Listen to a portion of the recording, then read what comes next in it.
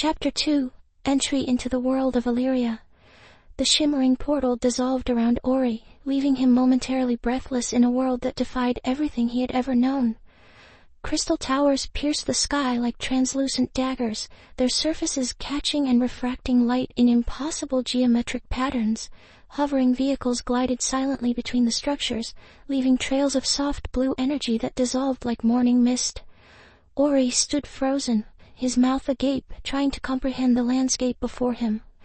The ground beneath his feet wasn't soil or stone, but a smooth, iridescent surface that seemed to pulse with an inner light. Strange creatures moved at the edges of his vision, shadowy beings with electric blue and violet auras that flickered and danced like living shadows. "This can't be real," he whispered, clutching the compass his father had left him. The device suddenly felt warm in his hand, its needle spinning wildly before settling in an unexpected direction. The air itself felt different, charged with an energy that made the hairs on Ori's arms stand on end. Sounds were muted yet crisp, as if the world was both whispering and shouting simultaneously. Crystalline structures rose around him, some resembling buildings, others seeming more like living organisms that breathed and shifted. A movement caught his eye. A figure approached, tall, slender, wearing a coat that seemed to be made of light itself. As the figure drew closer, Ori could make out more details. It was a woman with striking silver-blue eyes and hair that seemed to change color with every step, shifting between deep blue and pale silver. "You're not supposed to be here," the woman said, her voice both a warning and a curiosity. But then again, prophecies rarely follow expected paths. Ori swallowed hard. "I'm Ori," he managed to say, his voice catching slightly. "Who are you?" The woman's lips curved into a slight smile. "I'm Lyra," she responded, her eyes scanning him with an intensity that made Ori feel like she was reading something beneath his skin.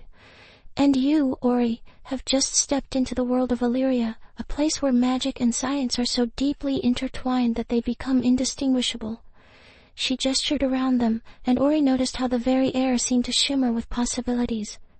Machines that looked half organic, half mechanical, moved in the distance. Some floated, some crawled, some seemed to do both simultaneously. "The balance," Lyra explained, seeing his bewilderment, "is maintained by understanding that what you call magic and what we call advanced science are simply different expressions of the same fundamental energy."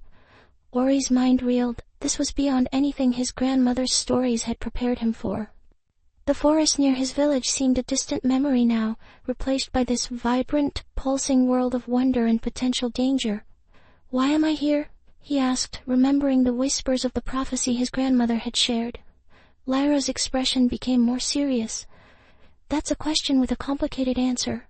But for now, we need to move. The shadows have already noticed your arrival." As if on cue, the electric-hued shadowy beings at the periphery of Ori's vision seemed to draw closer, their forms wavering between solid and transparent. "The Order of the Black Sun doesn't take kindly to unexpected arrivals," Lyra muttered, grabbing Ori's arm. "And trust me, you've just become their most interesting discovery in centuries." Before Ori could ask what she meant, Lyra was pulling him toward one of the crystal structures, her coat of light leaving a trailing arc of luminescence behind them.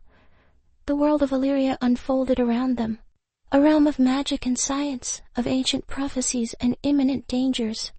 And Ori's journey was just beginning.